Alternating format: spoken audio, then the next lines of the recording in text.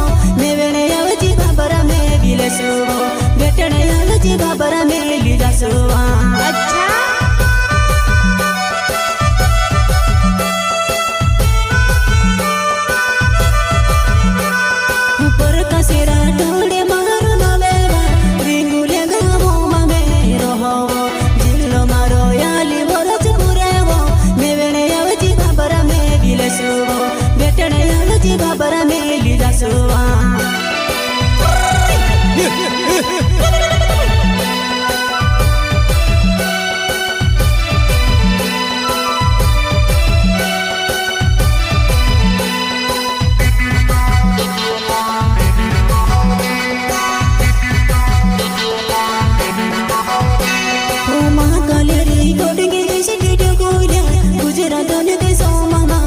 चोरे तो सारे यहाँ बेड़ी गाँव बकुलिया रे नौला गाना गावने तुम यहाँ बेदू नौला गाना बनाई ने तुम लीजा जुरे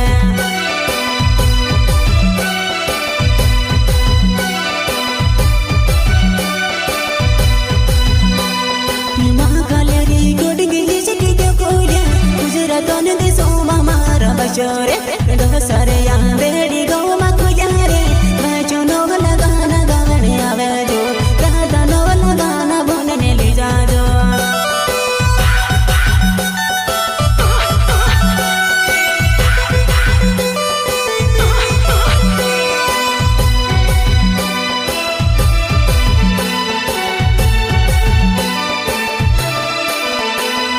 दीवाने डावारे मायरो नामेवा उंडरे जागा मने तेरो होवा गुजरात माही चिट्ठी डोकली रोयो रे जो नवला गाना गाने आवे जो राधा नवला गाना गाने ली जाजो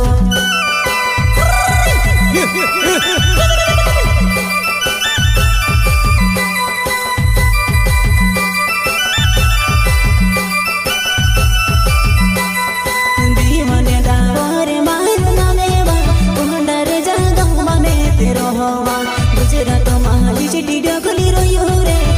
जो नवला गाना गाने आवे जो राधा नवला गाना गाने ली जाजो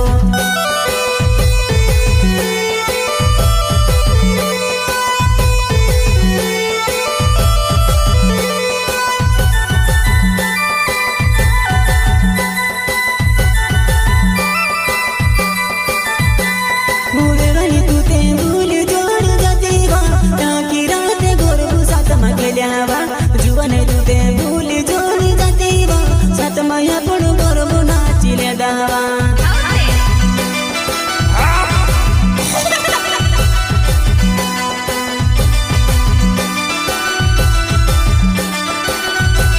भूले वाली तू ते भूल जोड़ जातीवा ताकि रात साथ मा गोरबू गल्यावा वेवानी तू ते भूल जोड़ी जातीवा साथ मा गोरबू या की रात गल्यावा